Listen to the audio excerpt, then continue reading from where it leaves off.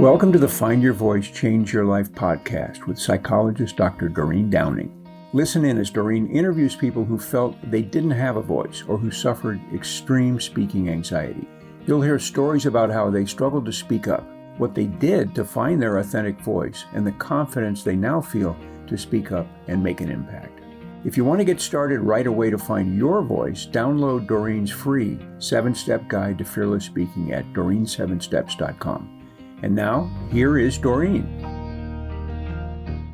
Hi, this is Dr. Doreen Downing, and I'm excited to be here today with my new friend, Trish Tonaj. And hello, Trish. Hello, I'm so excited to meet your viewing and listening audience, Doreen. Thank you for the invitation. Yeah, it's amazing how we meet and never having met face to face. Here we are, countries apart and hours apart, but we get to meet right here in the now. Thank you for joining me. I'd like to say a few things that I found on the internet to introduce you so that people know something about you. Sure. Trish Tonaj is an award-winning marketing consultant, author, and founder of Share Your Stories Online, who is following her passion for the arts and trading a pen for a paintbrush as an artist. And for those who are able to watch us today, I'm sure that painting in the background is yours. It is. It is. I would say I would, if I had art like that, I'd have it in a virtual background too. Let's see. Trish is the founder of Share Your Stories Online, an international marketing platform featuring business stories and sharing great ideas. She is the host for Business Mentorship, Keeping It Real, live and unscripted interviews introducing you to the person behind the logo. What a great phrase, Trish. Introducing you, to the person behind the logo. And that's so true. I mean, we have this idea that the logo is supposed to be authentic and represent us, but there's nothing like the real human and the heart and the face and the person. That's so true. That's very true. Thank you for what you're doing and coming on today. Well, since this is about finding your voice, and there are all sorts of ways in which that happens for people, and the fact that they didn't have one, whether it was stage fright or whether it was family circumstances and they just got drowned out by older siblings, or maybe it didn't happen until later in life, like having been in a corporation, let's say, where they really didn't get to be more free to be themselves and contribute their opinions. So there's all sorts of stories. And today we want to hear your story about how you didn't have a voice and what the journey to find it, and now what you get to do. So let's start early in life. Well, I think, in corporate, I had an opportunity to do a lot of presentations, but the presentations were not about me or about my journey. They were about the corporate message. So it was really easy, I found, to share those messages with my colleagues because I was simply the voice for the organization. And you don't really share any personal information in that format. So when I ended up writing my second book, I actually started more actively speaking about the book and the people that I featured in the book. And that's when it really got interesting because I found that, like most people, I had stage fright. Oh, Because you were really putting yourself out there, right? It was then my story, my personal story. It was about Trish, or it was about, Doreen, if you were featured on the platform. So it became a totally different kind of messaging. And I really felt that, not only did I not want to embarrass myself and provide the wrong information, but I also wanted to be able to speak the truth about the people that I was sharing their stories for. So there was kind of the double whammy there, and I really felt that it took me a long time to get over that. I still get butterflies, to be quite honest. But when I first started speaking in 2016, it was a big barrier that I had to break, going from a corporate environment to a personal environment. Yes, a lot of my guests have been in corporate, and I call it choked by the corporation. Well, I always say that, when we work for Fortune 500 companies, it's really it gives you a sense of confidence because you have that big logo behind you. They've Mm. obviously hired you to do a job that represents them and their organization. But when you have this little tiny logo that you've developed that nobody really knows, and you've spent a lot of blood, sweat, and tears putting all of your creativity and thought into creating an image, and then you go out there with your own logo, it's a completely different feeling than having the sort of lines of folks that are behind you and a larger corporation that are there to cheer you on. It's a completely different situation when you're an entrepreneur. Yes, I totally understand. In fact, I have a little bit of a personal story about that. Just this last weekend, I broke through and am going to change my logo and have it be my name rather than Essential Speaking, which I've had since I wrote my book in 2009. And this idea that you just said is, for me, first, it's my name. Ah! Yes, exactly. So that's, I'm Exactly. glad you mentioned that for folks here, that Yeah. that little tiny logo is something I'm really excited about Yeah, sharing, for though. sure. Well, So I've been an entrepreneur since 1993, and I've always been a brand ambassador for other people, helping them with their marketing programs. And I've changed my logo, to be quite honest, 3 times in that time frame. And most recently to an icon that I use in both my personal brand as well as the shareyourstories.online brand. So it's something that evolves. And I think we need to give ourselves permission to make those changes along the way, because sometimes we think, oh, geez, I've put so much time and effort into that logo. If I change it, nobody's really going to know who I am. But it actually gives us an opportunity to kind of revisit who we are and where we're going. And I think that's really important for the entrepreneurial journey. Sometimes we get stuck behind the logo. that's interesting because that's where we started today when I commented on your bio about the person behind the logo. And I think what you just said is important for people out there to hear, is that we continually evolve and that we could take a good look at ourselves and make changes of something that may seem to us like scary to do. So I'm so glad you said that. And plus I got a little bit of coaching there. Thank you. And who knows, you're certainly not going to change your name, but you may change the font style, right? Yes, Or you may yes. change the color. So yeah, there's lots of really wonderful ways that you can do some really terrific things with your logo. Okay, Trish, before we go into what you are currently doing now and the great work that I know, and I've been a part of it, so I want to share that with listeners, but where were you born? What was your family like? And how was it that you didn't really understand you had speaking anxiety till much later in life? Because it must have shown up early on in schools or somewhere. It didn't. I'm a firstborn Oh, child, and my mother says that I was born walking and talking, and I didn't walk, I ran. And when I was a young child, I actually started doing artwork on my parents' big, huge picture window in the house. 4 or 5 times a year, my mother would give me paint, and I was able to paint murals for various different types of themes throughout the year. And it wasn't until I was, much older and in, high school, where I took art classes. And then when I was getting ready for that big leap into, post-secondary education, I sat down and said to my father, I think I would like to be an artist. Well, his face went like stone. And he kind of said, you're going to starve if you're an artist. And that kind of took me back, because I thought, wow, here they've been encouraging me all these years to do, follow my passion, be an artist. They've been paying for all kinds of courses that I was taking, outside of school. And then I was ready to make the leap of faith into a career. And all of a sudden I reached this roadblock. So I decided to go into marketing rather than being an artist. And so I put my creativity behind that sort of thing, like developing programs and various different marketing tools that would help my client push the envelope forward. And it wasn't until much later in life that I thought, okay, now it's time for me. And what do I want the next 20 years of my life to look like? And do I really want to continue to do what I'm doing, or is it time for a change?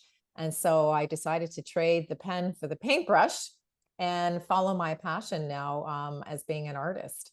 And that's really been a wonderful dynamic, a real change of scenery, a change in attitude, and a change in a business model, because now I'm doing something that I love.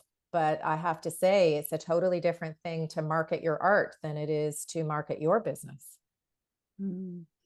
So it's a different thinking cap. Yeah, what I'm hearing along the way here, even all the way back to that conversation with your dad, is that you were finding your voice. And I think art is an expression, right? Your voice comes Absolutely. through with not just an idea, but to me, art feels like more of a full-bodied expression of self. It is true. And, I tried various different mediums. So I first tried photography, believe it or not, because my dad was a hobby, did photography as a hobby. And so I borrowed his camera and I took a photography course. And those are way back in the days when there actually was darkroom, when they taught you how to process film and all that sort of thing. And so I tried every medium from photography to watercolor to oil painting, life drawing, still life, landscape, everything. And then in my adult years, I landed on acrylics. And so that's the medium that I now use. But, it's a really interesting thing that you say that it's a full body experience, because, not only do you take a leap of faith to have something that you've thought of that you want to put onto the canvas, but I have to try to translate that and marry that to the person who finds it as exciting and wants to hang it in their home or in their office. So there's a real meeting of the minds that has to happen, because art is so personal and color is personal and subject matter is personal. So it really takes things to a whole different level. Well, I'm going down the rabbit hole just a little bit more here because I'm so fascinated with this idea of art being a voice. And then what you just said is that, yes, you are expressing, but if it's for somebody, then there's a relationship going on there. And you have to be into listening to the person that you might be arting for. Yeah, that's so true. When I do commission work, I actually spend quite a bit of time with the person or the family that I'm doing the piece for. And if it happens to be a virtual conversation like this, they take their computer around the house and show me where they'd like to hang the piece, introduce me to the architecture of the home and the interior design. And then we kind of talk about what they like and don't like and the colors. And, it's really interesting. I do some workshops for corporations and we talk about what color means. And so I ask people, what's your favorite color? And then, I usually hold up the little, cheat sheet that I have that says, blue is this and purple is that. And we talk about what's your favorite color. And then they are actually quite shocked sometimes when they see what their favorite colors mean. And so we spend a lot of time trying to, peel away the onion to get to what they would really like to see. And that's a really fun part of the experience. Okay. My favorite color is teal. Teal. I don't have my cheat sheet with me, but teal usually means calming and nature, believe it or not. And so those things are probably incorporated into either the clothing that you like to wear, or maybe in the interior design of your home, or maybe even some of the artwork that's in your house.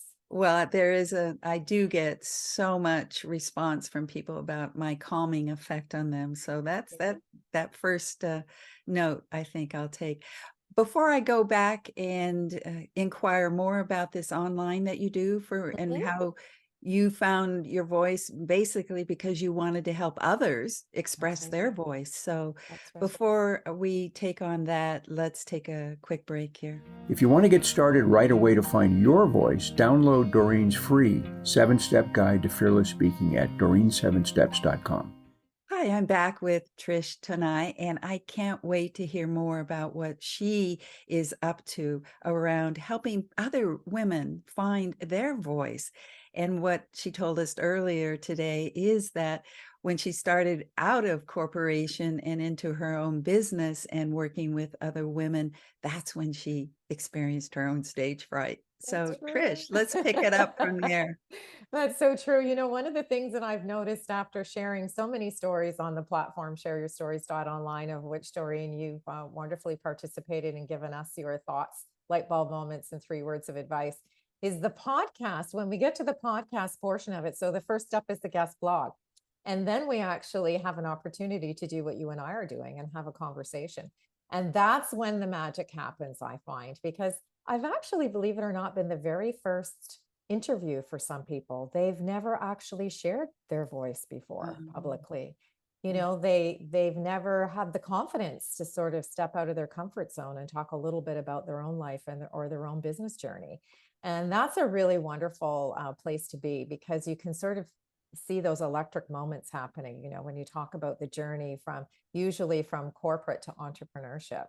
And it's really I don't know how to put it into words. It's an emotional connection and a feeling that you get with each of the folks, that, you know, the written word is one thing, but the emotion and the expression and, you know, the human person really adds so much dynamic to their story. Oh, it also goes back to what we were talking about around painting and painting for other people, is that you are listening out of them something about their essence, I would say. That's so true. That's so true. And very much like yourself, you know, you try to have a conversation and ask questions that make people comfortable enough to share their personal story, which is not always very easy to do sometimes. So as long as we're getting a teeny bit personal here, when you did have stage fright or realized it, what was this like? How did you know it? What was the symptom? How did it show up for you?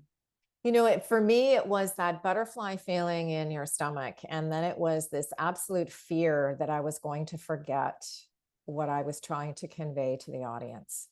Because you know, some folks have, you know, a teleprompter, or they may have, you know, little cue cards. And I just sort of would get up and tell my story, or tell the story that I was being paid to tell.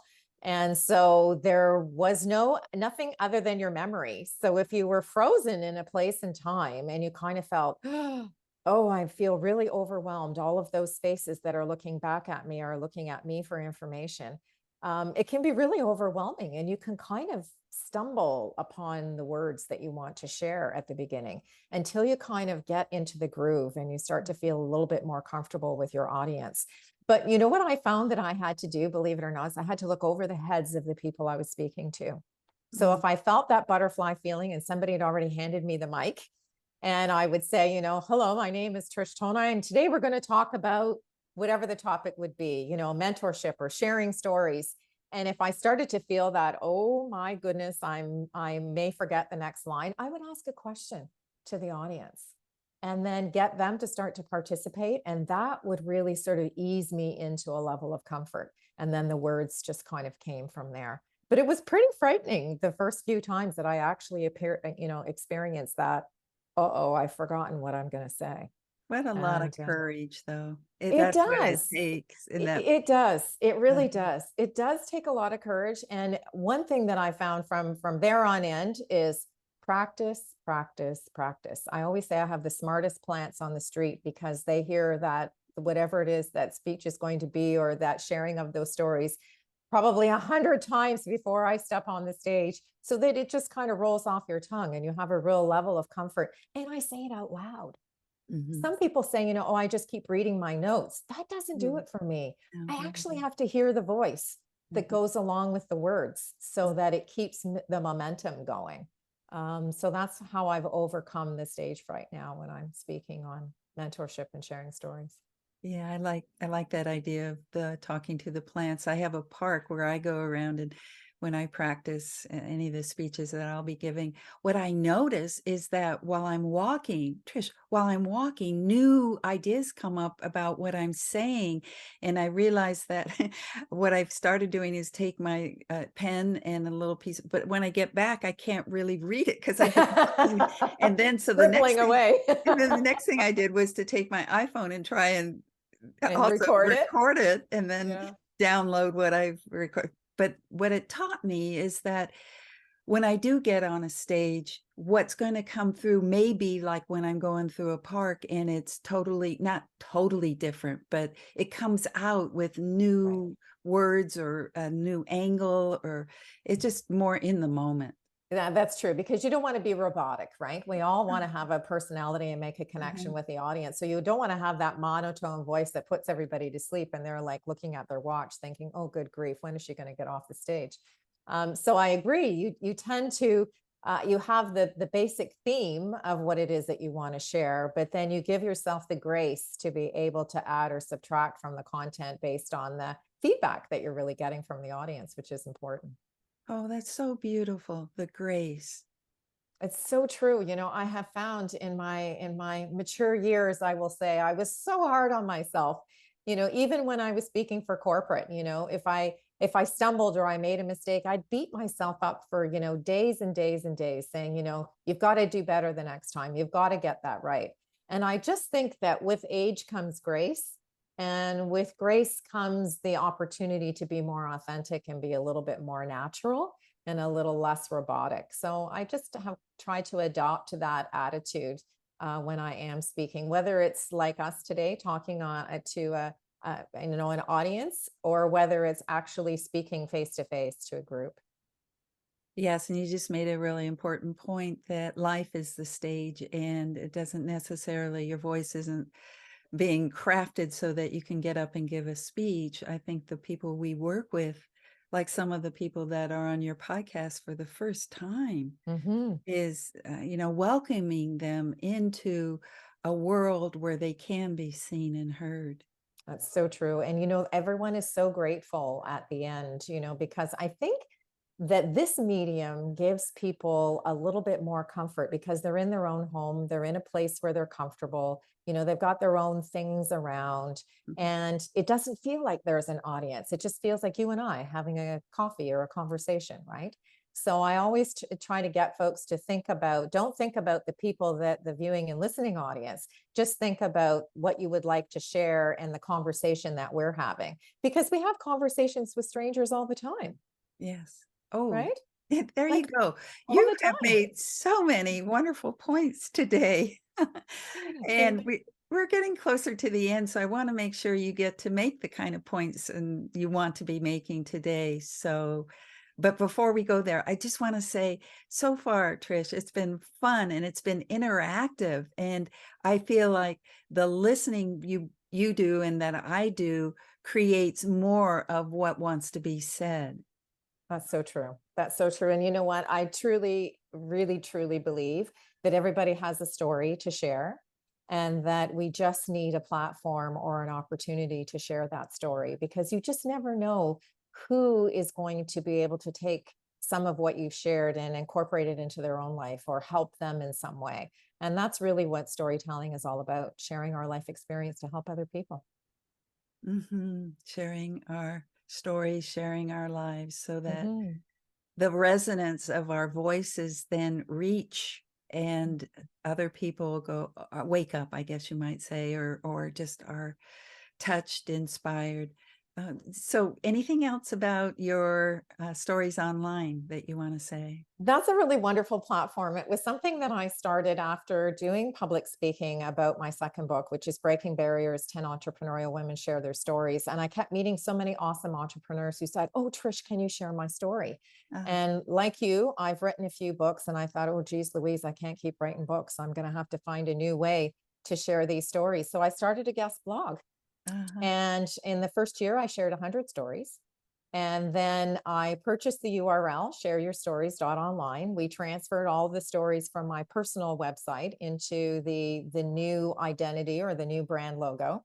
And now we have over 300, so far, over 300 international stories, and we have over 150 podcasts.